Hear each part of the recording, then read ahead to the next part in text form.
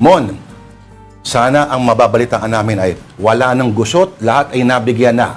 Lahat ng mga pangalan, walang nawawala, walang wrong spelling, etc. Ako ba ay kailangan na magpa-full tank din?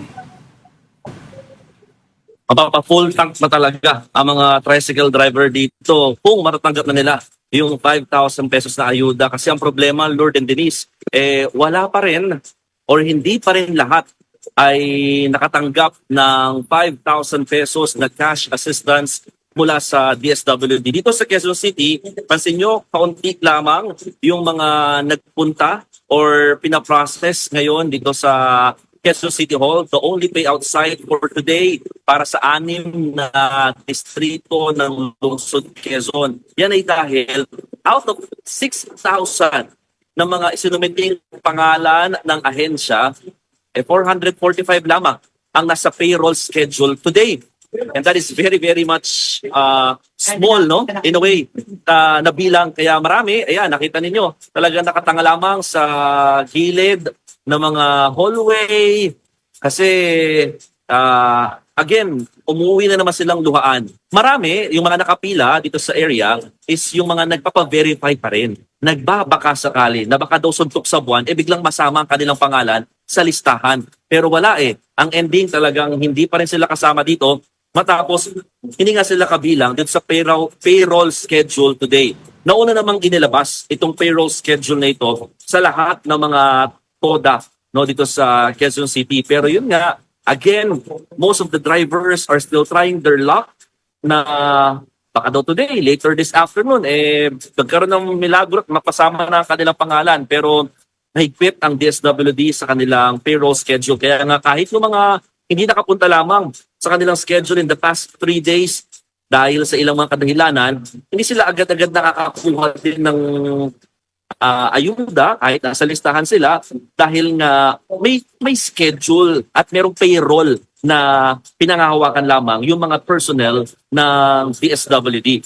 Ang problema, sabi din mismo ni DSWD Secretary Rex Gatchalian, 85% pa lamang ang nabigyan talaga noon sa mga tricycle drivers sa Metro Manila after this 3 days na payout or pamamahagi nga ng ayuda para sa kanila. And that means magkakaroon pa rin daw ng panibagong schedule para sa mga apektadong tsuper. Nagkakaroon lang kasi ng inggitan at talaga kumparahan ang mga tricycle drivers kasi some of their co-members sa TODA nakatanggap na 5,000 pesos. And then sila, na mga legitimate din naman ng mga tricycle drivers, hanggang ngayon, patuloy na pumupunta at pabalik-balik sa payout site kahit wala namang napapala. Hirap doon, Okay, sorry. Mon, ano yung dahilan ulit? Is it still yung late na pagpasa ng mga pangalan from the LGU? Or, tsaka, how do they explain that? Kasi kung hindi mo nakuha on the earlier day, isn't that amount accounted for already? So, isn't it there already? Bakit hindi pwedeng i-release on a different day kung may valid reason naman na hindi sila nakapunta on the scheduled day? Unahin ko sagutin yung pangalawang tanong mo, Denise, yung hindi ka agad ma-release daw ng DSWD kasi nga, meron silang payroll schedule. Meron lamang na payroll na pinangahawakan din silang amount para doon sa mga nakaschedule for today.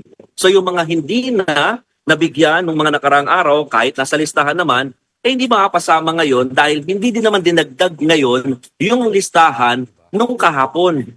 So I hope it's naunawaan ng mga tricycle drivers, pero mahirap ipaliwanag sa kanila kasi nga ang alam nila nasa listahan naman kami. Pero ang issue kasi dito medyo technical dahil nga yung inilabas ng DSWD na mga pondo, daily basis siya. So kung wala ka sa payroll schedule today, wala kang matatanggap. Magkakaroon ng special payout schedule para doon sa mga unclaimed. Mga nasa listahan pero hindi lamang nakuha ang kanilang ayuda. Sa pangalawang tanong, ano ba talaga kasing problema? Bakit hindi ba talaga makuha-kuha itong mga ayudang ito para sa mga tricycle drivers? The first reason is yung dating sinasabi pa natin na dahil may kakulangan daw sa datos, may mali sa pangalan, birthday at address.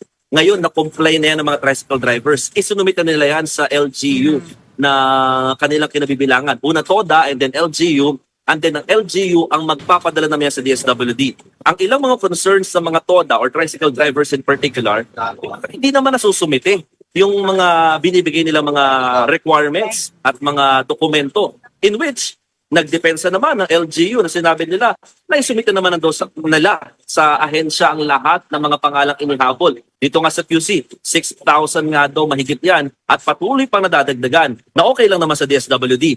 Ang DSWD, nang tanongin natin, bakit nga ang tagal naman nilang ilabas yung listahan ng mga approved? Ang sinasabi nila, balik na naman sa first reason.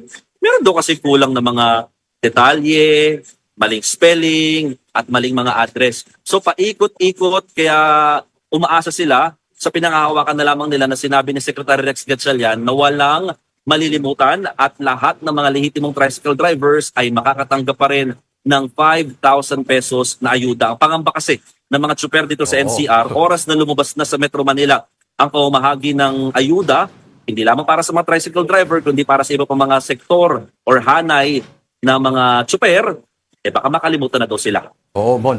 Maganda, papuntahin sa Valenzuela yung mga hindi makakakuha ngayon. Pero Mon Gualvez, may tanong ako. Bakit mukhang sa araw na ito, iba ang venue? Sa itsura niyan, mukhang nasa Quezon City Hall ka. Tama ba ako, Mon Gualvez? Tama. Nasa Okay. Quezon City Hall kami kasi ito lang ang itinakdang payout site, no? Dito sa Quezon City para nga yan sa 6 na districts na. So we're expecting a bigger number of tricycle drivers. Well, kaninang umaga, marami sila. Hundreds of them ang nandito. Pero mabilis na ubos kasi nga napaliwanagan ng iba na talaga sila maratanggap ngayon dahil wala sila doon man. sa payroll schedule. Oh. At ganito rin ang ginawa sa iba pang mga LGU na nagpatupad din ng special payout today, even on a holiday. Pero ang labo niya Alam mo, kasi this is an nagugulat extension ako day ah. already Oo. eh. Oh. Nagugulat ako na walang kasi kung riot na yan eh. Isipin mo, panghuling araw mo ngayon, tas wala pang kasiguraduhan kung kailan ka Exactly. nakaschedule na tumanggap. Kasi kailan ang susunod na araw, ano na yung mga Hindi, next week kasi iba na eh. Oo. Tama. Iba na next week, Lourdes and Denise. At alam mo, madagdag ko lang bago ko bigay yung schedule next week. Yung mga tricycle drivers sa pabalik-balik, 3 times, 4 times nang bumabalik-balik sa payout site. Laki na rin ang ginagastos sila ha, Oo. namamasahe. Yes. Oo. Yung kaka-photocopy ng mga requirements. Yung isa nga daw, maabot na almost 1,000 pesos. So kung kukuha siya ng 5,000, abay, Bawas na agad. Bawas na yun technically dahil naggastos niya na Correct. ilang beses dito sa lugar, pagkain, Yung 5,000 niya, 4,000 dahil lumalayo lumalayo yung payout site, namamasahe na sila. Nagko-commute na rin sila eventually. And now, itong susunod na schedule ng DSWD para sa ayuda ng 5,000 pesos, iba na po, no? Sa Tuesday, magsisimula ang pamamahagi ng ayuda para sa mga TNVS drivers. Nasa 34,000 yan mahigit.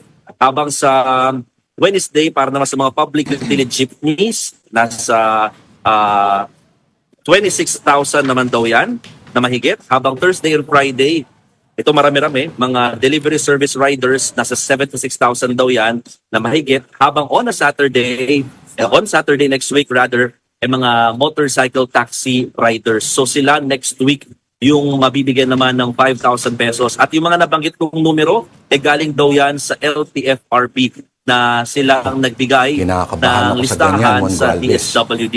So yung pamamahagi, it will be given through LGU basis as a venue. Pero ang listahan again is coming from the LTFRB.